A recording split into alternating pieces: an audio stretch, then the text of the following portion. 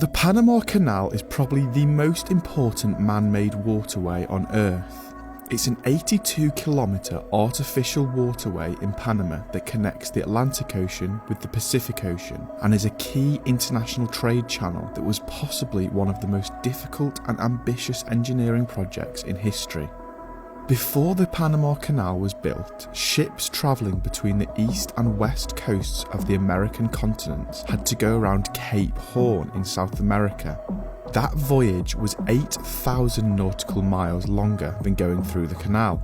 Today, almost the entire shipping industry is moulded around the shape of the canal. France began work on the canal in 1881, but stopped because of engineering problems and a high worker mortality rate. Health and safety in the 1800s left a lot to be desired. The United States took over the project in 1904 with support from the newly independent Panama, and at times more than 40,000 people were employed on the project from all around the world, with around 20,000 people losing their lives while making the canal, mostly due to diseases like malaria. And finally, after 34 years of construction, it was opened in 1914. From 1914 to 1979, the Panama Canal was controlled solely by the United States, until control was eventually passed back to Panama as recently as 1999. The length of the Panama Canal from shoreline to shoreline is about 40 miles. But from the Atlantic to the Pacific, the length is a whopping 50 miles.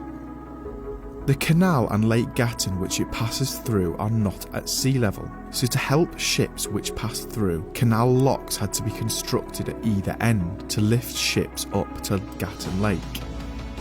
Gatun Lake is an artificial lake created to reduce the amount of excavation work required for the actual canal.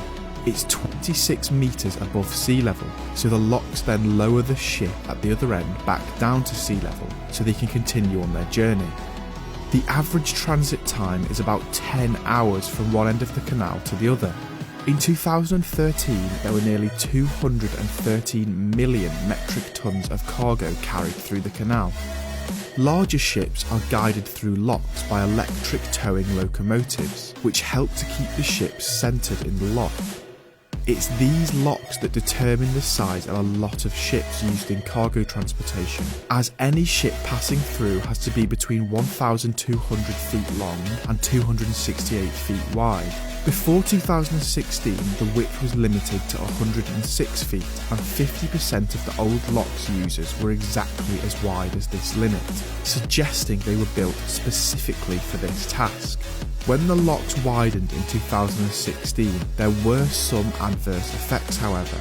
New Jersey, for instance, had to spend $1.7 billion to raise Bayonne Bridge by a few metres to let these bigger ships port in Newark.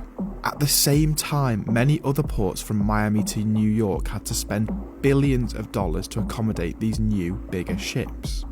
By using the canal, ships sailing between Europe and East Asia or Australia can save as much as 2,000 nautical miles.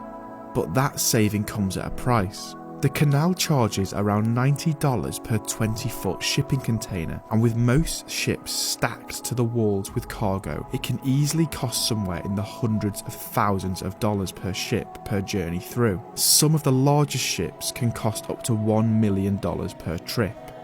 Sometimes those big ships find themselves unable to cross the canal though, due to restrictions in the weight limits imposed by the canal operators when there is a water shortage. When the canal locks drain, the water is spent and runs off downstream to the sea. This could cause a catastrophe at times of drought. Despite this, the Panama Canal remains both key to world trade and is one of the most ambitious engineering feats ever attempted.